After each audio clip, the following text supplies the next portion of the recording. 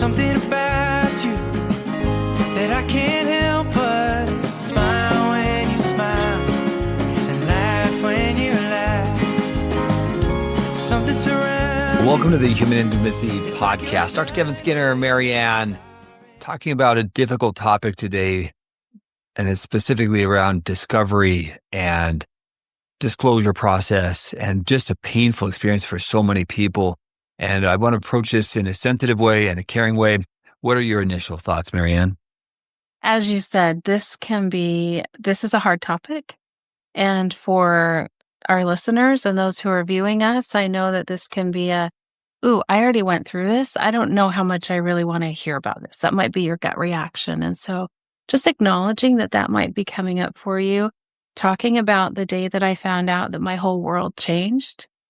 It isn't always our favorite topic. I hope that our conversation will be validating for you and also will give you some tools to hopefully move forward. Many of my clients come to me and it's just a state of devastation. What do I do next? What do I do?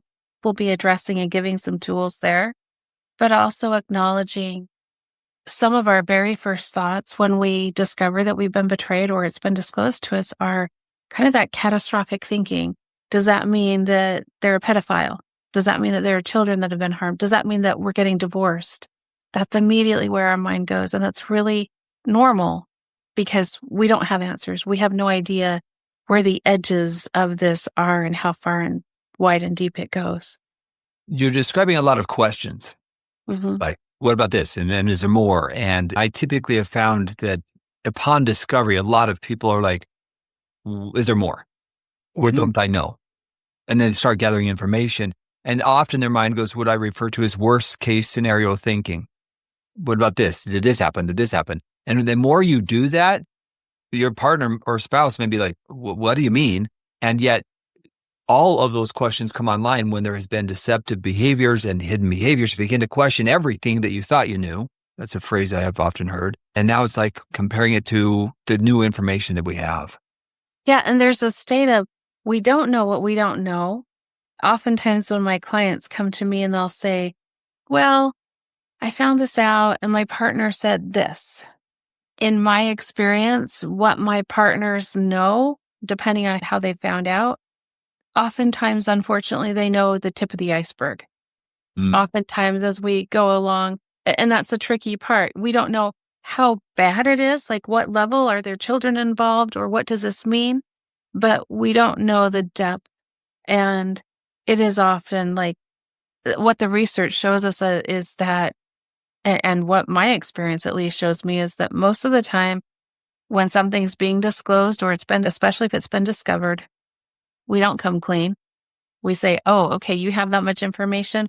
Okay, yeah, I'm caught. So, yep, I did that and I'll acknowledge that. But if you don't know about these other things, I'm not bringing them up right now. That would just be dumb if I did. And so we might only know this much when there's this much more.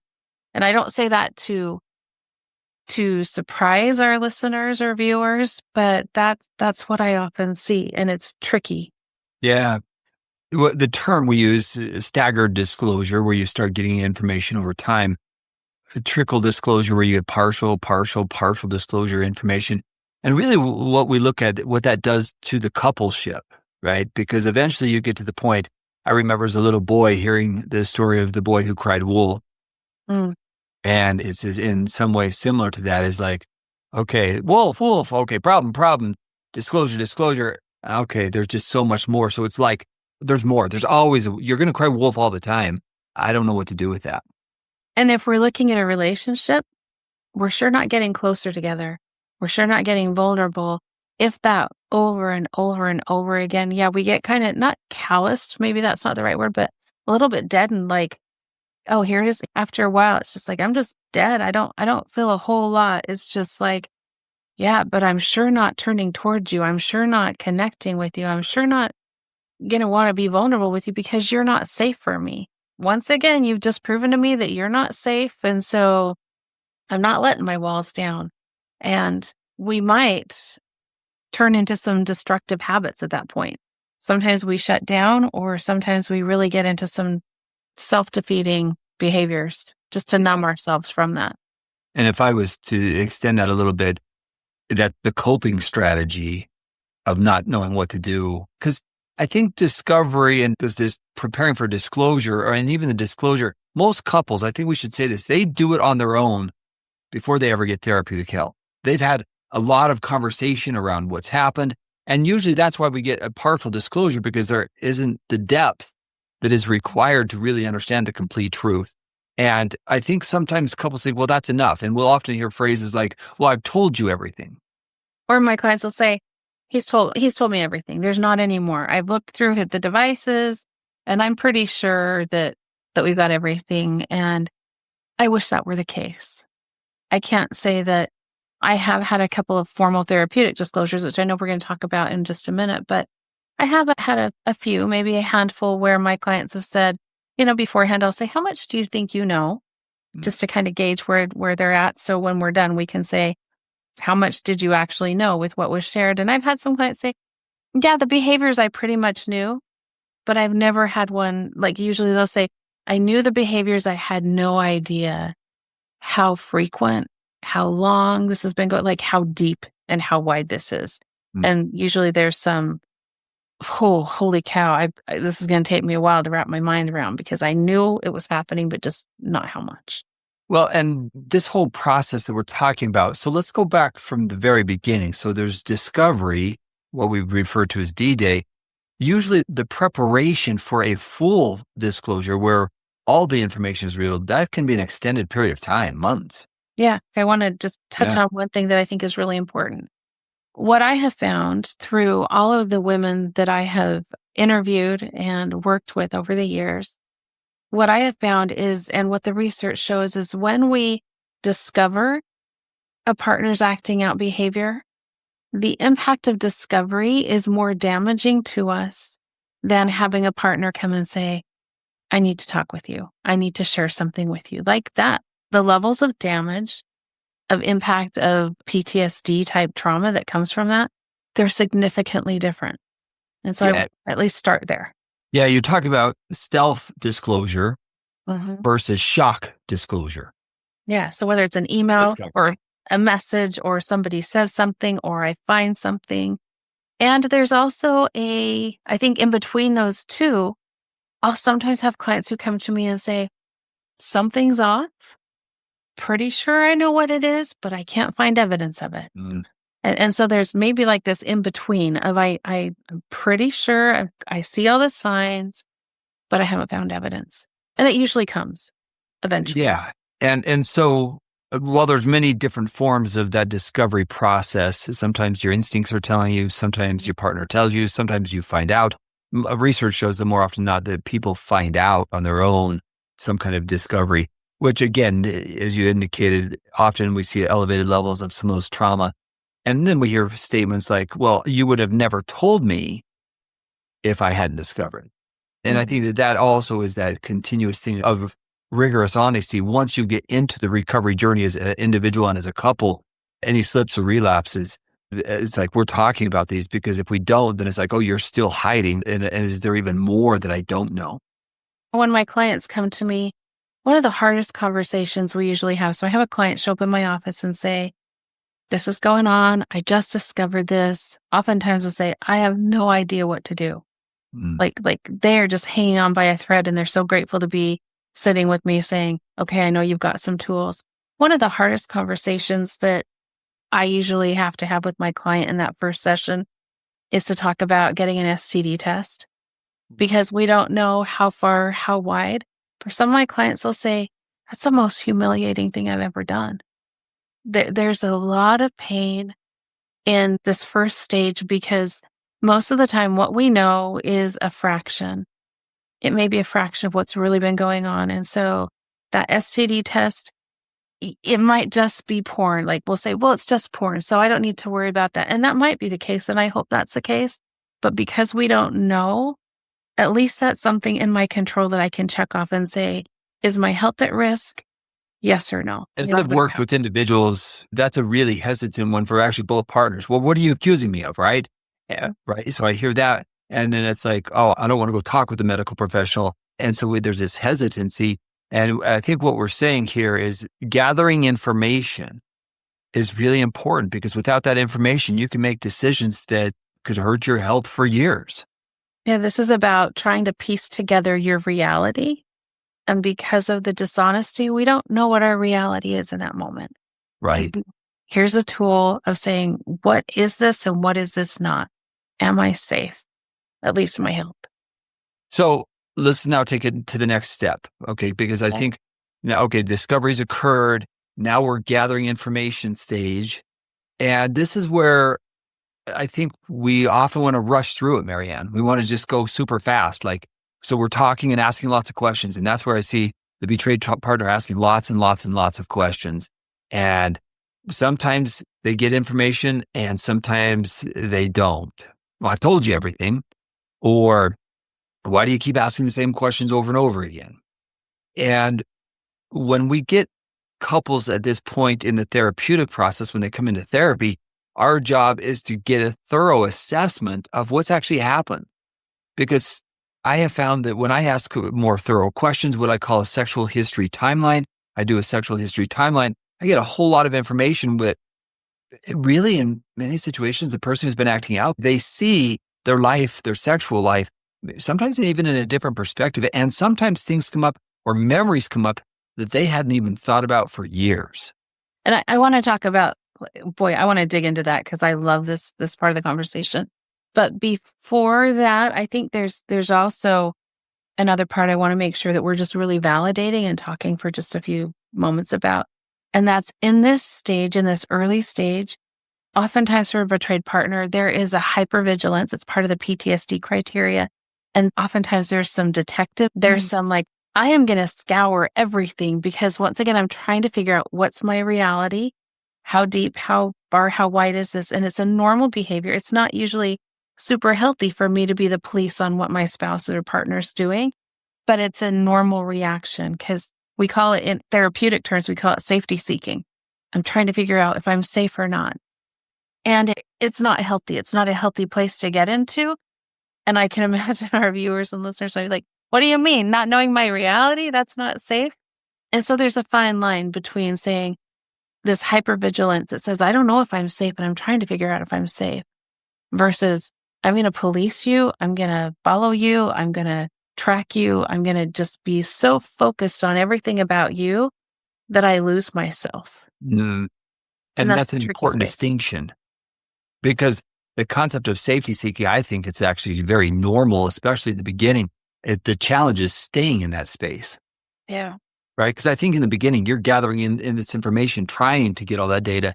And then if you stay in that space, then you are in a place where your world is so focused on what they're doing that you stop living your world. And that is where I see people get stuck, and they're still, you use the word policing, they're still trying to monitor everything their partner does. And it literally becomes a new reality for them where they don't live their life. Sure. My healing stops because I'm so focused on all of my time and energy is focused on what my partner's doing. Right. So I just want to make sure we're addressing that. That's normal. And we want to move out of that place as well. And that's where we say, okay, when we're stepping then into the therapy office, we're really saying, okay, now I'm really working on my own healing now because I can't control what my partner's doing. And so I got to figure out what can I know you use the term that I love, locus of control. What's within my realm and my power to work on? And that's my own healing. It's making sense of my reality and my world. And then as you were leading into earlier, and I'm just excited to talk about the formal therapeutic disclosure process. And I know you were jumping in there. So let's go back there. Yeah. So a couple of things that are important for, I think, all of us to understand here is, again, I said earlier, most couples do this part on their own and they feel like it's enough. So we need to separate this out. Why is it important to do a formal disclosure if we've already talked about the details? And what is that process that we would go through? And why would we go through it? What's the benefit of it? Why should we keep bringing it up? That's really the question and the pushback that we get most often, MaryAnn. So let's answer that question. Yeah, I want to respond to that maybe by asking you a question, Dr. Skinner. And my question is, when you've done formal therapeutic disclosures, which means it's something that you've prepared in therapy, you've prepared both partners for, how often have your betrayed partners known everything or found more information? In a few cases, I would say that there has, because they've talked so much about it, it was just more of a formality, but also a completion of that story to make sure that there's not more. Sometimes there's a little bit more, one or two items that have never been talked about. And sometimes it's the shock factor of, I had no idea how much was going on. And those are almost always more difficult and more challenging, because it's how do you prepare for somebody for that kind of just intense amount of information? Yeah. And once again, we go back to that. At least I use this phrase over and over. We just don't know what we don't know. When I'm working with my clients, preparing for a formal disclosure, I'm preparing for trauma. I'm preparing for there to be big discoveries, because more often than not, there are. And once again, we get knocked back into that world of like, oh my goodness, how do I make sense of my reality? Get knocked back into that discovery or that D-Day that we talked about earlier. How do I make sense of my whole world now? And so when we're prepping for that, we're usually prepping for trauma. And one of the tools that some CSATs use, some CSATs don't use, is a lie detector test or an eye detect. And, there's some controversy and different therapists have different ideas on it. What I found in my experience is that it often brings things up that probably would have gone to the grave. My clients say, I wasn't going to share this with anybody, but it does bring more information up. And some people might say, well, this is like, I don't need that. And that's okay. It's usually about what my partner feels like they want or need. And sometimes it might feel like that's really extreme. But here's the reality. We're looking at a relationship. We're looking at a couple where there hasn't been honesty. And we're trying to figure out, how do we start helping this couple heal? We've got to get the secrecy. We've got to get the lying. We've got to get the dishonest behaviors addressed and out in the open, so that we can start reestablishing safety and rebuilding that trust in the relationship. We can't do that if we have secrecy, hiding, and lying. I want to emphasize something here, because this is where I have found that so many times there's pushback. Like, why are we doing this? And there's two research studies, one by Jennifer Schneider. They identified that after the disclosure, about 90 to 93% of those who did the disclosure reported that they were glad that they did. So 9 out of 10 were glad we did this. But maybe more important is the work by Dr. Peggy Vaughan. She did some research with 1,000 individuals who'd been betrayed. And what she found, they were all infidelity cases, that when couples did not talk about the details, about 55% of them were still married. So she basically put them in 3 buckets. The first bucket is we did not talk about the details. The second bucket is we talked about some of the details. And the third bucket is we talked about the details more in depth. So of that, splitting it into buckets, those who didn't talk about it, 55% of them were still married. But those who talked about the details, 86% of them were still married. That's a huge number. A 31% difference or increased probability of the marriage continuing. And I think it's because of what you were just saying, the honesty, the transparency, addressing the deceptive behaviors. Those are the areas that individuals are getting stuck in. And when I don't have that information, we go back to the concept of the Zeigarnik effect of, I don't know how to complete this story. And so the disclosure process is helping finish the story of the unknown. So I'm not guessing anymore. And when it's done properly, again, I think we also have to be careful in getting too detailed in the disclosure, where we're asking questions that we can never get out of our mind. So we also have to be sensitive to that part of the disclosure. I love the disclosure process for the individual who's been acting out, the one who's betrayed. There's different books you read, and sometimes I'll read books and they'll say, oh yeah, this will take 4 weeks. And I look at that and go, oh, I can't get my client ready in 4 weeks for that. Because for me, what it usually looks like, my client will put together their personal, sexual timeline. I discovered a magazine under the bed at grandpa's house when I was 7 or whatever. And they'll give me these bullets, and then we'll sit down together and we'll say, okay, what did you do with that? What did your mom say about that? Well, I thought I was bad.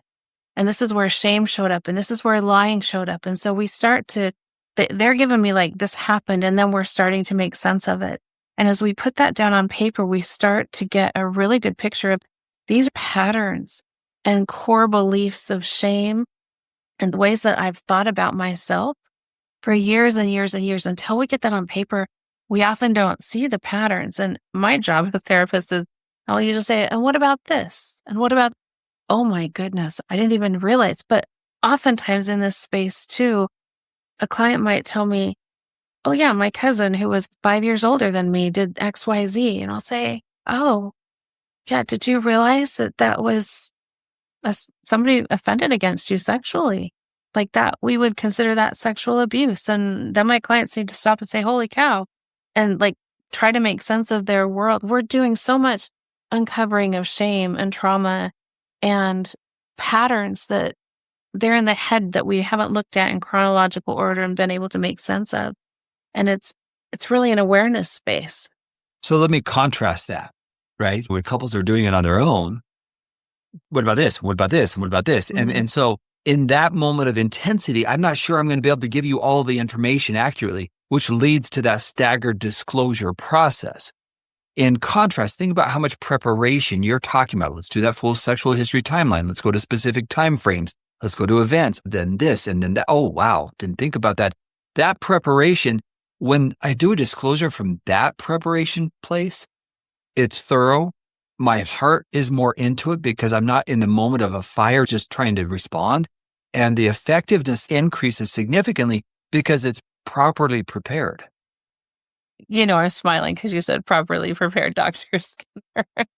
Proper And for our preparation. listeners or viewers, I'm just going to leave it We're there. gonna You'll get sick have of it. we'll have to watch our older episodes to get that. In there, we're opening up shame patterns and we're opening up trauma. And those are things that oftentimes you want help with, especially if you're getting ready to go into your partner and say, here are the things that I did. Having somebody who can help you sort through that and make sense of that. If my client goes into a disclosure and it's all about them, that's going to be a really rough disclosure for the partner to receive. Right. And so there's a lot of shame busting, I would call it. There's a lot of work. And it's what I'm trying to say is it gives us a map of the work that we need to do as soon as the disclosure is done. So we'll say, okay, here's our map of everything that got uncovered that we need to go work on. Yeah. To help heal and resolve for the recovery. And you're talking about dealing with negative beliefs. You're talking about dealing with shame that's been with them for maybe decades. Yeah. And that takes time to really uncover that. And that's the hardest part, because if we look at this the other side, the betrayed partner, I want this information. How can I even make decisions moving forward? What's taking so long? Yes. And that's where I see this internal battle, even amongst therapists. Like, we're trying to rush through this. If you're working with, say, the betrayed partner, and I'm working with the betraying partner, I might be trying to go as fast as possible, but then you got a vacation here and you got this there, and they're sitting in limbo. Yeah. And that's in a really painful space when I'm certainly not going to be connecting, and I don't know what to do with this at this point. That's where I see couples are having a hard time. So we got to set down the parameters and often trying to set a time frame. So both individuals have this concept of, we're trying to reach this point by a certain time. And it may be a month or two out in some situations, sometimes even longer if there's complex trauma on the person acting out. I'll give an example of that. I was working with somebody in supervision, and the complexity of the person just getting their sexual history because of so much childhood trauma, it was shutting them down every time. It's like, I don't know if I can go there. So it was almost like, are we going to skip some of that? Because it was so emotionally overwhelming to the person. Mm-hmm.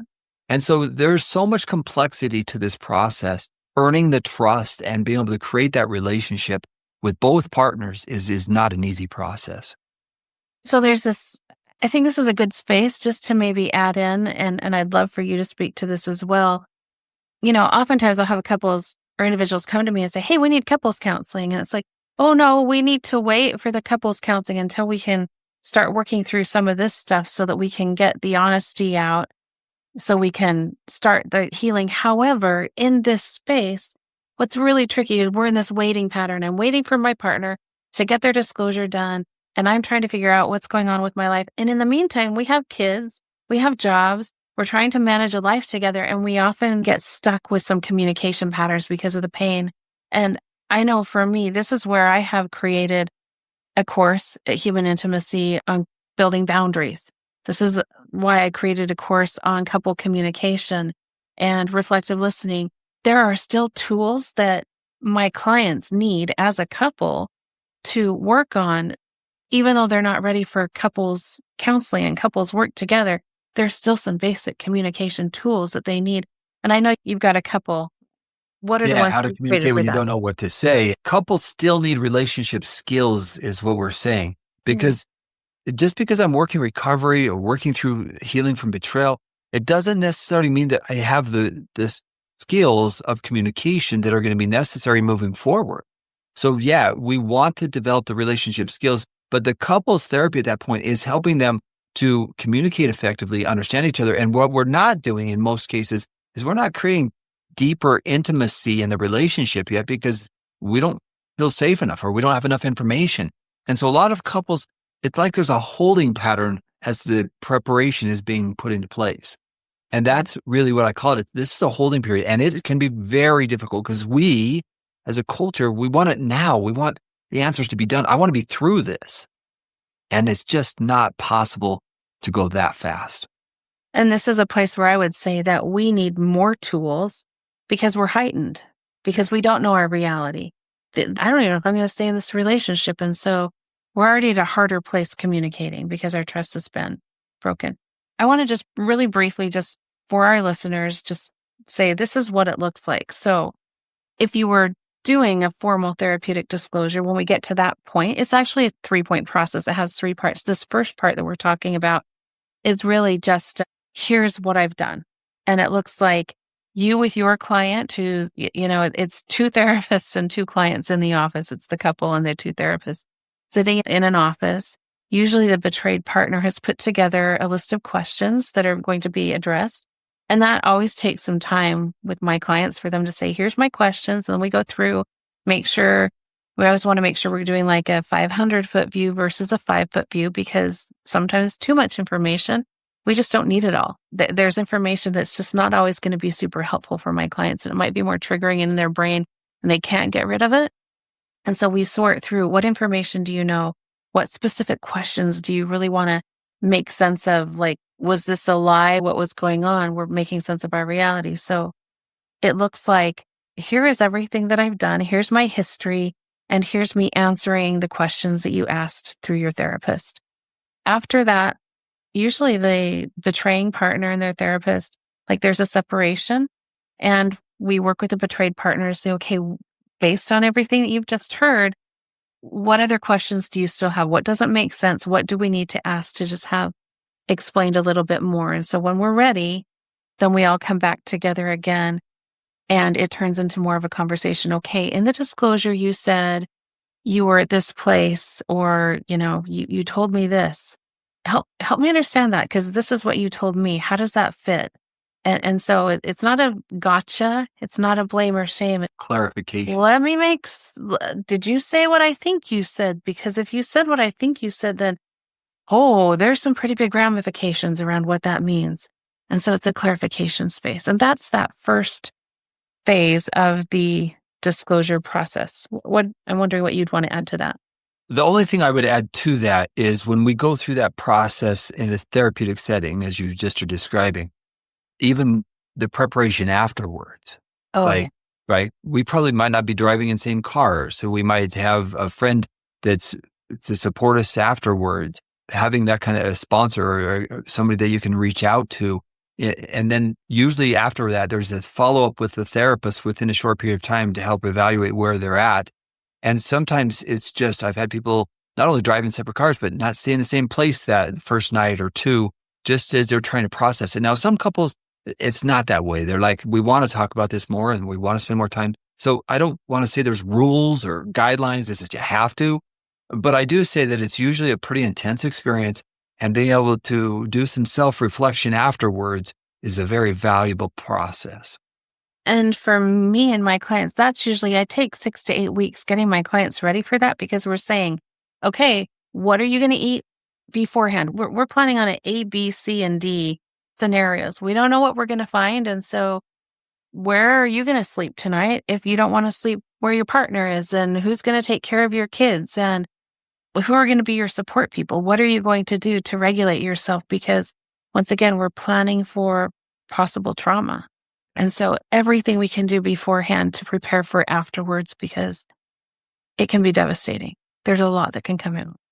Yeah. And so now we've got there, then the next part of that is what's referred to as an impact letter. And to me, that's often not used even in the CSAT world. A lot of people don't take that. And for me, it's a little surprising because that impact letter is the betrayed partner now responding to the information that they've just had, but also the previous experiences, like maybe the lies and the gaslighting. It's like, I was led to believe. And so there's a process that we go through where they write about their experience. Oh. And it's so helpful in giving a voice to what they've experienced. And both partners have to be prepared for that, because if you're the betraying partner, you can go straight into a shame spiral of like, oh, and so they have to be prepared for this because the impact is significant. In many, many cases that I've had, it's finally where the betraying partner is able to hear, oh, that's the impact my behaviors have had. And that's a painful place to be. But again, if they can stand with that, they can be with that pain. That's, again, a reparative process that's really effective. I wish more people understood it. This is one of my favorite places to work with my clients, because what I see is putting a disclosure together and saying, here's everything that I've done. That's hard. That's hard work. It's ownership and responsibility. And pushing through denial, like the things that I've told myself that it's not a big deal. For a betrayed partner to say, now let me tell you how I feel. What I've done is a lot different than let me tell you how I feel when I am naked and I look in the mirror and what I see, and how your behavior has impacted what I see when I look in the mirror or when we are being sexual. Let me tell you how that impacts me at this deep, deep level. Let me put that into words. This is vulnerability at such a deep, deep level, because I'm not just telling you about facts. I'm not just telling you about things that I did. I'm telling you about how I feel about it and how I interpreted it and how I translated that and made meaning out of it for myself. And it is powerful and is such a great place for my clients, where we really work a lot on learning to use our owning our language and not shaming and not blaming, and yet finding our voice of saying, this devastated me, and let me paint you the picture of how this felt and how this impacted me. It's deep, beautiful work. And my clients can write it down. And then when I say, oh, let me have you read that out loud. Oh, the emotions. This is where all the emotions are they're given a voice, they're being honored, they're being noticed. And that's where the healing can start to come, because we're releasing it. We're not carrying it inside anymore. And as couples do that process, again, those are the first two steps. The third step in my mind is also as critical. Yes. Because now it's the betraying partner responding, saying, okay, it's what we call an emotional restitution. I love the words, because how do I restore? How do I make it better? How do I make amends? And it is this one where to me, it's like, this was how I deceived you. This is how I lied to you. This is how I manipulated. And it's like giving the game plan of here's was my game plan of deceptiveness. But it also is responding to the impact letter. And now that I have the awareness of how it impacted you, I can also address some of the core elements that you described in the impact letter. And again, this is me from a humble place saying, I see your pain. And that is where I see many betrayed partners. That transition, when it's done well, and this is so complex and so hard. And most people don't want to go through this process because it is emotionally difficult. But when you do that kind of work, there are no more secrets. Even the deception and the lies, which we talked about in the gaslighting podcast we did previously, then we're actually addressing some of the gaslighting and the hidden behaviors that have not been talked about. And again, that's a very powerful, powerful step. Yeah, the impact letter I see as almost like a treasure map. Here is the path to helping your partner heal. They're giving it to you. And then in that emotional restitution letter, to take ownership and responsibility and acknowledge my behaviors caused that. There is power that comes and healing that comes from acknowledging it. It's part of the forgiveness process. It's part of the healing process. And if we zoom out a little bit, what I love about this formal therapeutic disclosure process, it is a model for healthy communication. It is a model for the future for moving forward. Hey, I made a mistake. Let me tell you what I did. The partner saying, oh, wow, let me tell you how that's impacted me. And then being able to respond, say, oh, I can see that's impacted you. Let me work to make that better. And I can see how I did that. It's a macro for this. We're talking about it. Micro concept of day-to-day conversation. Yeah, it's a model. And so when our clients use this process, it can be a really sacred place because this is where we see each other. This is where we're so vulnerable. We've pushed through the shame and we allow ourselves to be seen by our partner. And it can be incredibly connecting and attaching. I don't know how many I've done, but I can just tell you that when couples go through this process, it's like accelerating the healing process. And then because we have this new foundation of communication and openness and trust in the process, not necessarily the person completely, but trust in the process that what we're doing is showing a commitment, because going through that process is a commitment building process. When that's happening, it is creating the foundation to move forward to increase the trust over time. And that's one of the best experiences that I've had in the couple healing process, is building that foundation. And now we get to talk about how to create better trust and intimacy and connection in the relationship, because we have the truth and we're not guessing. I have just a couple of thoughts before we wrap up on this. The first one is, I always want to try and trust the process. As a therapist, things might be going really slowly or they're not working out. And I was like, okay, I'm going to trust what's going on. I'm not sure why. But, I had a disclosure a little while ago. My client was really upset with it. She was just like, I was really crappy. That wasn't like, she was really disappointed with it. And I was like, oh, yeah. And what I often see, and Dr. Skinner, you and I have talked about this, is often in betrayed partners, they will like binge on books and on healing resources on podcasts. On podcasts. Yeah. And it's like, give me all the information that I can because I want to figure this out. And their partner might be going slower. Mm-hmm. And I know we're going to talk about that in a different podcast, but sometimes my partners who've betrayed, sometimes like their emotional capacity is like this much and their partners is like this much. And so they may come to... It's very small and then very big. Yes. And so understanding that sometimes in that disclosure, sometimes the person disclosing doesn't have a whole lot of emotional bandwidth. And so it can feel frustrating. And what I've seen though is even the scenario that I shared where my client was frustrated, what was beautiful is they went home and because they'd broken this open, they started having the conversations and they were able to keep having the conversations. It was kind of like the gateway that for a decade, they'd never talked about any of this stuff. And now that barrier's down. So was it an awkward, not super great, not really eloquent, not really hitting everything that my client had hoped? Yep. And it provided a doorway into a new phase where conversations could start. Because you started having hard conversations, MaryAnn. Yes. You helped them have these hard conversations. I really believe that as couples, we need to learn how to have difficult conversations. But in this situation, we have a couple walking us through perhaps the most difficult conversations, and we have guidance and preparation and understanding. And that process is that model that could be for effective communication throughout the rest of your marriage, the rest of your relationship. So I guess if I have a final thought is, you may find yourself hesitant. You might find yourself afraid or scared or worried. What happens? Maybe they won't be able to handle it. They might not. But here's what happens.